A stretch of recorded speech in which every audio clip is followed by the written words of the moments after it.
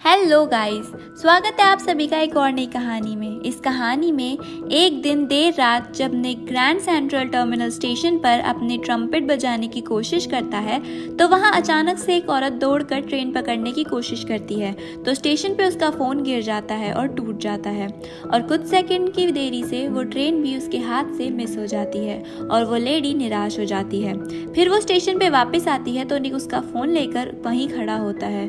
वो उसे फ़ोन लेकर देता है तो वो उसे थैंक यू बोलती है। फिर वो औरत स्टेशन पे स्टेशन ऑफिसर से पूछती है कि अगली ट्रेन कब आएगी। एम्प्लॉय बताता है कि अब तो स्टेशन बंद होने वाला है।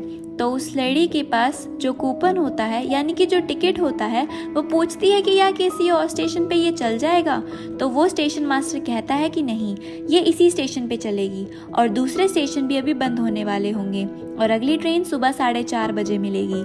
निक ये सब वहाँ खड़ा सुन रहा था। वो औरत कहती है कि मुझे जल्द से जल्द बोस्टन पहुँचना है। उसके पास पैसे भी नहीं है। वो बताती है कि उसका पर्स चोरी हो गया है। वो औरत स्टेशन के पास खड़ी होकर उसका सुबह खुलने का वेट करती है। निक उस लेडी को स्टेशन के बाहर खड़ा देखकर उससे हेल्प करने का पूछता है, लेकिन वो लेडी मना कर देती है। वो फिर भी उस लेडी के लिए एक कैब ड्राइवर से बात करता है, लेकिन वो ड्राइवर ज्यादा पैसे मांगता है। निक के पास पैसे ना होने के कारण वो उसे अपना डेबिट कार्ड देता है, लेकिन वो ड्राइवर मना कर देता है और उसका क्रेडिट कार्ड भी एक्सपायर हो चुका था। निक अपने किसी दोस्त को कॉल लगाने की कोशिश करता है जो उसे पैसे दे दे, बट उसका फोन भी डेड हो चुका था। फिर निक उस लेडी को कहता है कि वो उसके लिए एक रूम का इंतजाम कर सकता है और रात को रुकने के लिए वो पैसे दे देगा।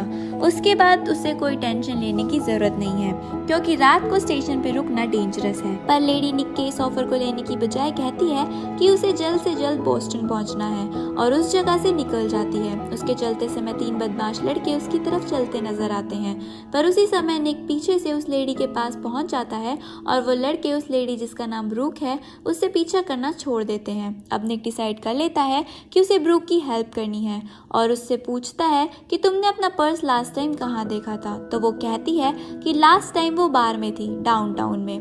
फिर उसका पर्स उसने कहाँ देखा उसे नहीं पता। फिर जब निक और ब्रूक बार में जाते हैं तो बारटेंडर से पूछते हैं कि उन्हें उनका पर्स कहाँ मिल सकता है। तो वो एक स्वीट शॉप का एड्रेस देता है जहाँ उन्हें पर्स मिल जाएगा। इस शॉप का एड्रेस वो था जहाँ सारे चोर और गुंडे लोग रहा करते थे। निक अब ब्रूक को वहाँ अकेले नहीं जाने देना चाहता था तो वो उस एड्रेस पे चला जाता है। शॉप में जाने से पहले वो उससे पर्स की डिटेल्स पूछता है। डिटेल में ब्रूक बताती है कि उसके पर्स के अंदर मिनी लिखा है जो कि उसके स्टेप सन ने लिखा है। फिर निक अंदर चला जाता है। उसी दौरान ब्रूक पब्लिक फोन बूथ से अपने पति को फोन मिलाती है। उसका हस्बैंड कहता है कि वो सुबह 7-8 बजे तक घर पहुंच जाएगा। फिर ब्रूक वहाँ खड़े 2 पुलिस ऑफिसर को अपने साथ लेकर वहाँ पहुंच जाती है, जिसे देखकर वो पर्स चोर और उसका साथी निक को एक बहुत जोरदार पंच मारकर वहां से भाग जाते हैं। इसके बाद ब्रूक कहती है कि सब बर्बाद हो गया, उसे उसके हस्बैंड के घर पहुंचने से पहले घर पहुंचना होगा। निक कहता है कि क्या तुम्हारे न्यूयॉर्क में अफेयर है, जिससे ब्रूक सुन के भड़क जाती है। निक उसे शांत करते कहता है कि उसका ये मतलब नहीं था, उसे 7 बजे से पहले घर पहुंचना है तो वो उसे पहुंचा देगा। इसके बाद वो किसी कार सर्विस से बात करता है जो ब्रूक को 7 बजे से पहले घर पहुंचा दे, लेकिन कार सर्विस वाले $447 की बात करते हैं, बट उनके पास कोई पैसे नहीं थे। फिर निक कहता है कि मेरे दोस्त की शादी है, उससे वो कुछ पैसे उधार ले सकता है जिससे ब्रूक की हेल्प हो सके। फिर वो लोग रास्ते में एक दूसरे को अपने बारे में बताते हैं। निक कहता है कि कल उसका ऑडिशन है, वो किसी बैंड में सिलेक्ट होने वाला है, इसके लिए उसने बहुत मेहनत की है और इसी के लिए वो कल जाने वाला है। ब्रूक बताती है कि वो न्यूयॉर्क में एक पेंटिंग बेचने आई थी और उसे जल्दी से जल्दी घर पहुंचना है, उसे अपने हस्बैंड को एक सरप्राइज देना है। ऐसे ही बात करते हुए वो वहां पहुंच जाते हैं जिसका एड्रेस निक के दोस्त ने उसको दिया था, पर अंदर जाके उन्हें पता चलता है कि वो किसी गलत एड्रेस पे पहुंच गए हैं और वो एक गलत जगह पर खड़े हैं। जब वो दोनों उस जगह से जाने लगते हैं तो वहाँ ऊपर चल रही पार्टी में से एक बंदा उनके पास आता है और उसे लगता है कि वो दोनों उसके द्वारा बुलाए गए बैंड के मेंबर्स हैं। निक उसकी इस गलतफहमी का फायदा उठाते हुए कहता है कि वो उसी के बैंड मेंबर्स हैं और वो अब परफॉर्म करने के लिए $500 लेंगे। ये सुनकर निक ने अपने प्रेजेंस ऑफ माइंड का इस्तेमाल किया और उनकी डील सेट हो गई। निक को लगने लगता है कि उनकी प्रॉब्लम सब खत्म हो गई, बट इस सीन में तो ट्विस्ट है।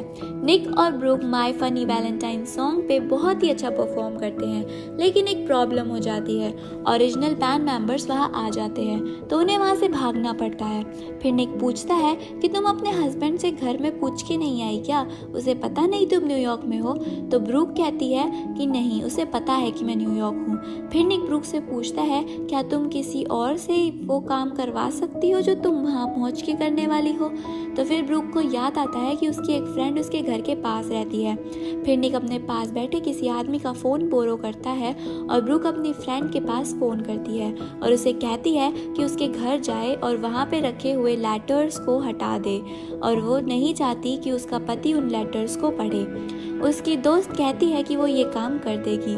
फिर ब्रूक शांति की सांस लेती है, लेकिन अब निक मना कर देता है अपने फ्रेंड की शादी में जाने के लिए, क्योंकि वहाँ उसकी एक्स गर्लफ्रेंड हैना होगी और वो उसे फेस नहीं कर सकता। ब्रूक कहती है कि वो उसकी एक्स के सामने उसकी जीएफ होने का प्रिटेंड करेगी और वो निक को शादी में ले जाने के लिए मना लेती है। उसके बाद निक हैना को देखता है और उसे ब्रूक से इंट्रोड्यूस करवाता है, लेकिन जब हैना उसे अपने न्यू बॉयफ्रेंड से इंट्रोड्यूस कराती है तो निक पार्टी से चला जाता है। इसके पीछे एक वजह ये भी हो सकती है कि निक हैना को किसी और के साथ नहीं देख सकता। निक बाहर जाके सीढ़ियों पे बैठ जाता है और ब्रूक वहाँ आके उससे पूछती है कि तुम वहाँ से भाग क्यों आए? तो निक कहता है कि वो भागा नहीं था, उसे बस वहाँ कुछ पसंद नहीं आ रहा था। ब्रूक के कई बार पूछने पर निक उसे रियल रीज़न बताता है। फिर वो बताता है कि वो हैना से 6 साल बाद मिला है। हैना ने उसे मैरिज प्रपोजल को भी रिजेक्ट कर दिया था और इससे उनका ब्रेकअप हो गया, इसलिए वो उसे फेस नहीं कर पा रहा। ब्रूक उसे कहती है कि अपनी भावनाओं को फेस करना सीखो। निक ब्रूक की बातें सुनकर प्रभावित होता है और हैना से बात करता है। फिर वो निराश होकर वापस आता है और ब्रूक को बताता है कि हैना से बात करते हुए हैना ने बताया है कि वो निक के बैंड के ऑडिशन देने से बहुत खुश है और वो एक बहुत ही महान बैंड के लिए ऑडिशन दे रहा है। फिर वो निक से पूछती है कि तुम निराश क्यों हो? तो वो बताता है कि हैना ने उसे बहुत ही गंभीर बात बताई है कि वो प्रेग्नेंट है, और ये सुनकर वो निराश हो जाता है। ब्रूक निक को सॉरी बोलती है और वो दोनों आगे बढ़ जाते हैं। सिटी में घूमते हुए उन्हें एक साइकिक मिलता है जो उसका फ्यूचर उन्हें बताता है। उनका फ्यूचर बताने के बाद ब्रूक साइकिक का फ़ोन लेकर अपनी फ्रेंड को वापस से कॉल करती है, जिसे उसने थोड़ी देर पहले फ़ोन किया था। ब्रूक की फ्रेंड उसे बताती है कि वो घर में नहीं घुस पाई और उसका डोर लॉक भी नहीं टूटा। निक और ब्रूक साइकिक के पास से आ जाते हैं और ब्रूक फिर से टेंशन में आ जाती है। निक ब्रूक से कहता है कि तुम मुझे अब अपने बारे में सब कुछ बताओ जो तुम मुझसे छुपा रही हो। ब्रूक इमोशनल होते हुए बताती है कि उसका हस्बैंड उसे चीट कर रहा था। उसे लगा उसका हस्बैंड उससे खुश नहीं है और रिलेशनशिप खत्म करना चाहता है। ब्रूक रोते हुए बताती है कि उसका हस्बैंड उस लव इंटरेस्ट से मिलने गया था फिर से, इसीलिए उसने वो लेटर्स लिखे थे जिसमें लिखा था कि वो इस शादी को ख़त्म करना चाहती है और उसे अपने हस्बैंड के अफेयर के बारे में पता है।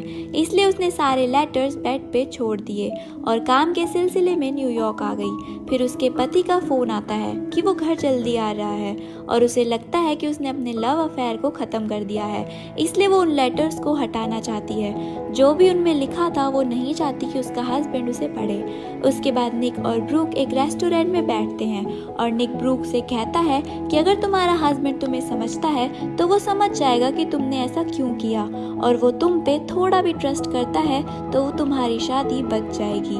ब्रूक अभी भी टेंशन में है, इसलिए वो निक से बहाना बनाकर बाहर एक टैक्सी को रोकती है, लेकिन निक उस टैक्सी को वहाँ से निकाल देता है। फिर निक ब्रूक से कहता है कि तुम ये सब क्यों कर रही हो? तो ब्रूक कहती है कि उसे निक पे बोझ नहीं बनना, वो अपनी माँ के घर जाना चाहती है। निक कहता है तुम्हें इसे फेस करना चाहिए। तो ब्रूक कहती है कि मैं किसी स्ट्रेंजर की बात पे भरोसा क्यों करूं जिससे मैं सिर्फ थोड़ी देर पहले ही मिली हूँ। उसे और निक को मिले अभी 4 घंटे ही तो हुए हैं। ये सुनकर निक बहुत ज़्यादा सैड हो जाता है, उनमें बहस हो जाती है, पर निक थोड़ी देर में माहौल को शांत कर देता है। फिर वो दोनों निक के फ्रेंड के होटल रूम में चले जाते हैं, जहाँ वो लोग फ्रेश होकर एक दूसरे को अपने बारे में और बातें बताते हैं। निक और ब्रूक उस रूम में अपने लाइफ के इवेंट्स के हसीन पल बिताते हैं। वो बहुत बातें करते हैं। निक ब्रूक को रियलाइज़ कराता है कि उसे अपने फ्यूचर में होने वाली बातों से बिल्कुल नहीं डरना चाहिए, बल्कि उन्हें फेस करना चाहिए। वो उस रूम में लगी पेंटिंग्स के पीछे बच्चे अपनी भावनाओं को लिखते हैं और उनकी रात हंसते खेलते हुए बीत जाती है। इसी तरह ट्रेन स्टेशन पर सुबह वो लोग पहुंचते हैं, लेकिन सुबह होने पर निक और ब्रूक अपना टाइम मशीन वाला गेम खेलना शुरू कर देते हैं, जो कि निक ने रात को कई बार खेला था। निक अपने आप को पास्ट में फ़ोन लगाता है और बताता है कि उसे रेलवे स्टेशन पर एक लेडी मिलेगी जो उसे लाइफ का बहुत ही बेस्ट लेसन सिखाएगी। निक पास्ट वाले निक को बताता है कि तुम्हें उसकी ज़्यादा ज़रूरत है एज़ कम्पेयर टू उसे तुम्हारी। ये सब बताकर निक अपने सारी फीलिंग्स को ब्रूक के सामने एक्सेप्ट करता है। इसके बाद वो लास्ट में एक पैशनेट किस करते हैं। फाइनली टाइम है जाने का। ब्रूक ट्रेन में चली जाती है और निक भी स्टेशन से चला जाता है, लेकिन ब्रूक के घर वापस जाते वक्त उसे उसकी पॉकेट में गैस सर्विस का पेपर मिलता है। निक और उसने उसे फील किया होता है। उसके बाद उसमें लिखा होता है टर्न ओवर। ब्रूक उसके पीछे देखती है और वो स्माइल करती है। असल में उसमें निक ने ब्रूक की एक फ़ोटो बनाई थी और इसी तरह ये कहानी यहीं ख़त्म हो जाती है। Thank you for watching.